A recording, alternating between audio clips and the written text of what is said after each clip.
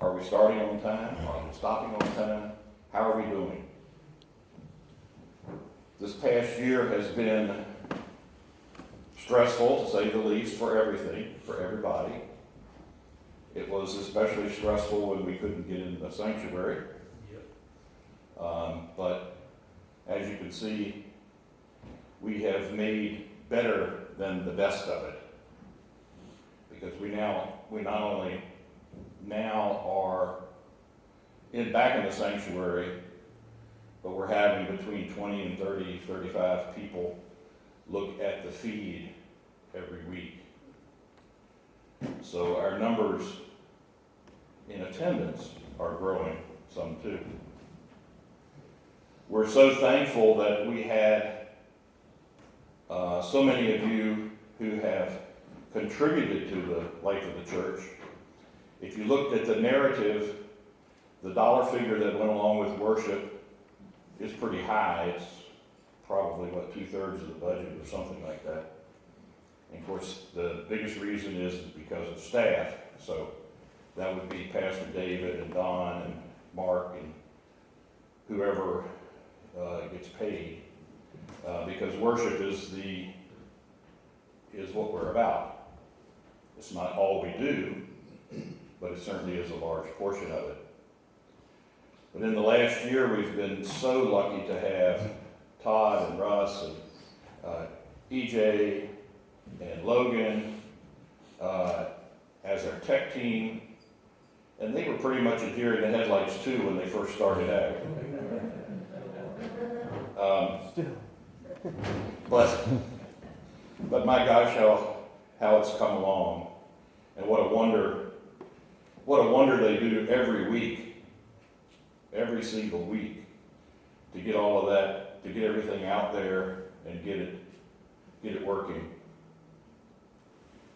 And likewise with our music, which I understand is not what we always did, but Don and Mark have done the best they could do trying to make it what it can be. And we've done quite a few solos. There will be more. And they participate every week, and we're so happy for that. Thank you, Don. In the coming year, we're going to do much the same as we've been doing. We have, coming up on Christmas Eve, we're going to be under the stars in the yard. Hopefully the weather will cooperate and not be too cold or rainy or snowy. And if that's the case, then we're going to be under the stars with a few fire pits. It's going to be a short service. It's going to start at 5 o'clock. And we hope to get you out of here by 5:30, 5:45, so that you can get on with the rest of your Christmas Eve services and everything else that you do on Christmas Eve. So that's coming up. In the next year, we hope to do a lot more of the same that we've done in the past year. We hope at some point the choir will be back. But we're now singing again, so that's one step forward. I don't really have anything else, and as you see, I didn't write anything down anyway, so if anybody has any questions, I'll be glad to answer them. If not, we'll go on with the next person, and that'll be outreach. Oops, I think that's Mr. Logan.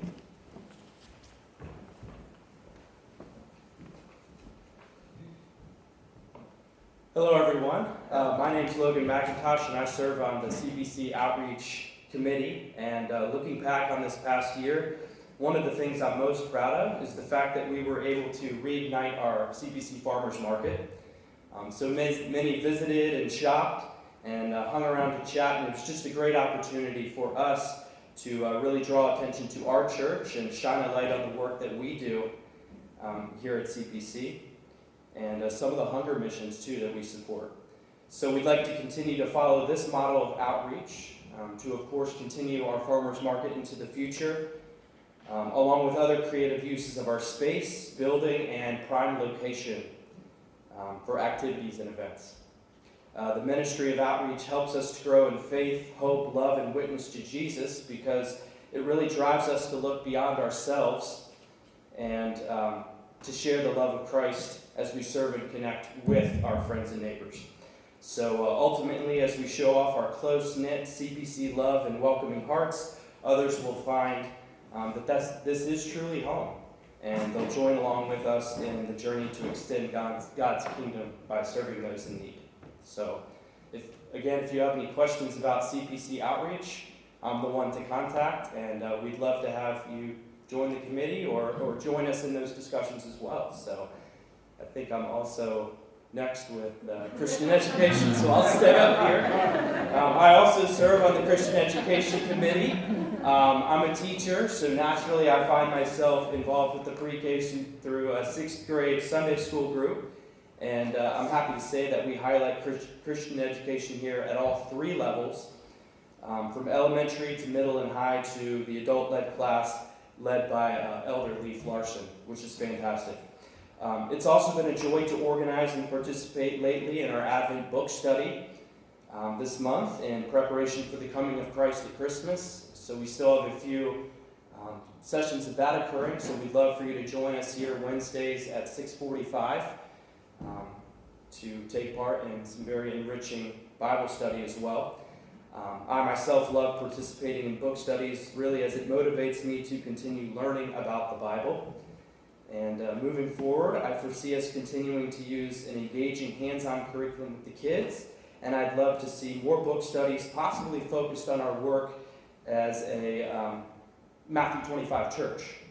Absolutely. So Christian education serves as the foundation of everything we aim to do here at CPC. It supports our why, and as we continue to educate ourselves, let's continue to lead like Jesus. So thank you. If you have any questions, feel free to let me know, and thank you for all your monetary support and also your time and your talents as well. So Thank you, Logan. absolutely.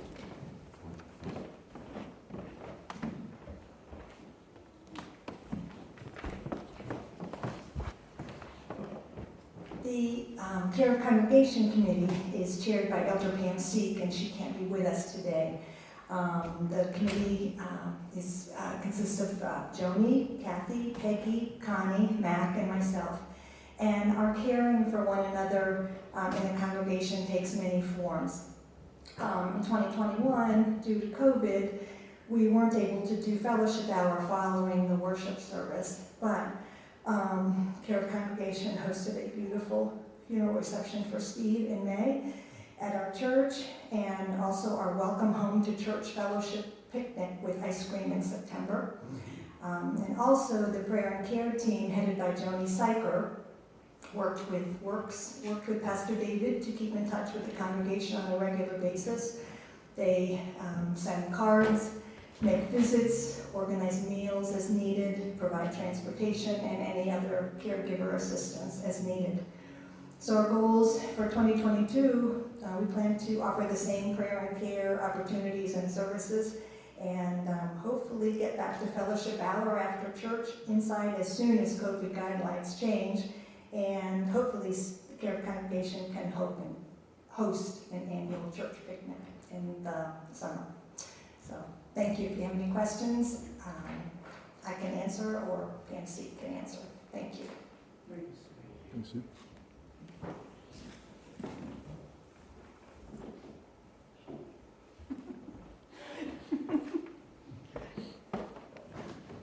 Can I do it from here? Sure.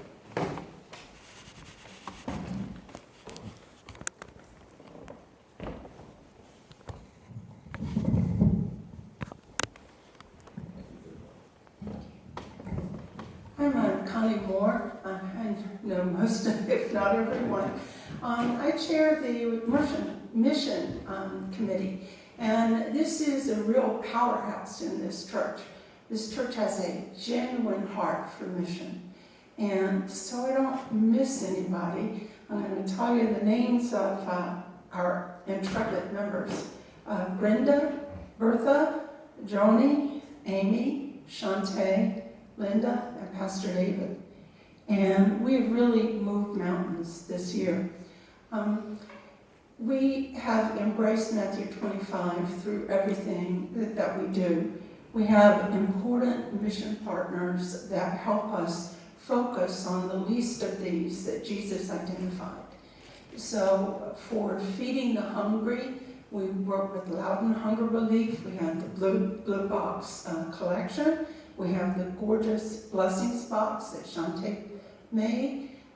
We've given Thanksgiving bags, and we're a very active church when it comes to feeding the hungry. Now, satisfying the thirsty, we've given well equipment through our denomination to developing countries. We've helped with potable water for Haiti with our partner, the Community Coalition for Haiti. We have clothed the naked in a really incredible way through our clothing drive with Mobile Hope and also our donations to Mobile Hope. We have helped the sick. The Community Coalition for Haiti focuses on helping people in Haiti understand nutrition, understand basic health care, because they can't get to doctors. It's impossible. So we've really focused on that, and we have embraced a woman in DC who's homeless, has stage 4 breast and lung cancer, and we are supporting her. She's very ill and really needs someone to help her, and our church is doing it. Welcoming the stranger, we did it in a powerful way by donating to the Afghan refugees. As soon as that started coming into Loudoun County, we got a check for $1,000, mainly for clothing, but for other things as well. And they were definitely strangers. We've had it on our hearts to help the prisoners, and we are. We're donating money to a nonprofit that helps prisoners and the families of prisoners, including the children. And some of our Christmas gifts that we just collected in a powerful way are going to families of prisoners. We're going to continue to embrace Matthew 25. This year, we had more than $6,000 in our budget to do mighty, mighty works. And my dear friend, Juanita Coyle-Palai, just a few weeks before she died, contributed another $1,000. So we've had over $7,000 to work with. And believe you me, we've used it so wisely. One of our goals, one of our church goals, one of our committee goals, is to get the congregation more involved in the people that we're helping. So it's one thing to write a check to Loudon Hunger Relief and hope it blesses someone. It's another thing to donate Thanksgiving bags and have more of a hands-on thing. It's one thing to help the sick by writing a check to the Community Coalition for Haiti. It's another thing to actually work with a sick person who's desperate for help. So we want to move closer to people in need. One major way we're going to do it is with a church-wide mission retreat in Appalachia. And it's going to be open to everyone from middle school on up through adults. And it'll happen this summer. We have a meeting about it January 23rd, and we hope you'll really pray about it and see if this is something God would want you to do. So I look forward to really powerful things from this church. It's amazing. Thanks, Connie.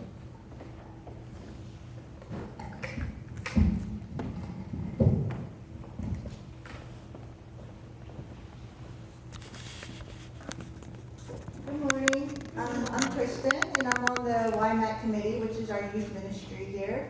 I'm speaking on behalf of our chair, Aaron Pierce. And as the other committees have mentioned, last year was a challenge, but I'm happy to report that this fall we kick-started our youth ministry with a hayride, and we are continuing to have regular Sunday fellowship meetings.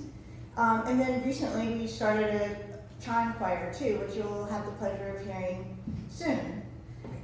In 2022, we plan to have regular youth fellowship on Sundays and take some fun outings and work with the mission team on the 2022 summer mission trip you just heard about. YMAC helps our middle and high schoolers grow in faith, hope, love, and witness through relationship building, Bible study, and service projects.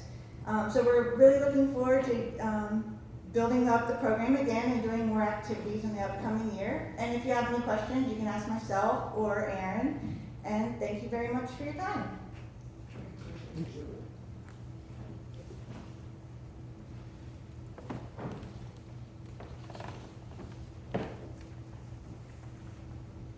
Good morning, I'm Leif Chair of the Operations Committee.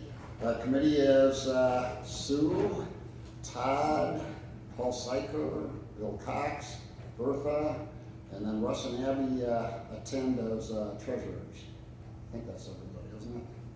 We monitor the budget monthly throughout the year and look at it and see if there's any tweaking that we need to do. But then the facilities, the property is one of our big things. That and communication. We now have a hard Comcast business line into the building so that we have great Wi-Fi so that we can do the streaming live and in person, of course. And that's been a sort of a godsend to us as we move through this. The streaming team, it's a lot harder than you think it is, and they've been doing a fantastic job. We have a good website that's going to get better in 2022. For our facilities, in the past year, we've done a lot over at the manse, and mainly it's been the exterior windows, front gutter, the deck, and one of the big things was a new heat pump there that took the place of an old air conditioner and furnace. It's been a lot of good work. Jeff Bean probably saved us $1,500 in electrical work by doing some grunt work over there, running wires, and then the electrician could come in and do the QA and that was really good. For the church, we've done quite a bit of water, keeping the water out of the basement of the fellowship hall. We've got the rooms now fixed up, but we're still concerned about the water coming in through the walls on the outside. And that's something that we're going to have to look at real closely in 2022. We also need to look at what they call pointing of bricks, repair of bricks and mortar of the stone around this sanctuary. Any holes that you see in there need to be fixed, and the front steps are in that way too. But these facilities are really in excellent shape, and they're only going to get better. And this is something we really need to preserve: the church and the manse. The manse will be in good shape going into this coming year, but the church we're going to spend some time working on. So with that, if anybody has any questions about property or the communication part, see me. Thank you. Thanks.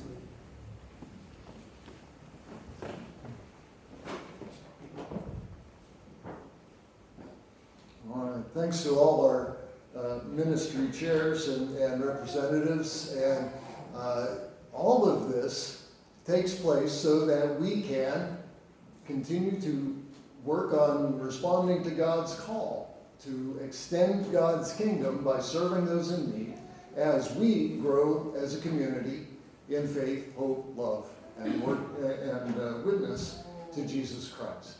So our stewardship then is how are we caring for the things that God has given us, and it comes out of that sense of gratitude that we were talking about earlier for all that we have received from God and for the many resources that we have that God asks us to put into use in the community to extend that kingdom. So we are inviting all of you to consider how you can be a part of all of this work, whether it's sharing your time, sharing your talents, sharing your financial resources. And if you've looked at the narrative budget, you might wonder where are those big numbers from, and as Richard mentioned, the staff salaries are broken out into those different parts. So that's how some of those numbers get to be a lot bigger than you might expect. that my time and Don's time are laid out in there. But the whole thing is that we're looking for a slight increase this year for 2022 over 2021. We're shooting for about 3% increase, and so we're asking you to prayerfully consider what the Lord might be doing to calling you to participate in that. And so next week we need the pledge forms in, and we'll be dedicating those so that we can wrap up the budgeting process before the year starts. And so we ask you to do that as soon as possible. If you're visiting, by the way, of course, if you're visiting with us, this, you are not expected to be participating in this. You're welcome, but you are not expected. So just so we're clear on that. But it is part of our discipleship to offer back to the Lord some of what we have received. So out of that sense of thanksgiving, out of the sense of call, out of the movement of all that has taken place, we invite you to help us as we grow together and move forward. So let's turn now to our prayers, and I want to lift up our prayer list, those that we have been praying for. I've got to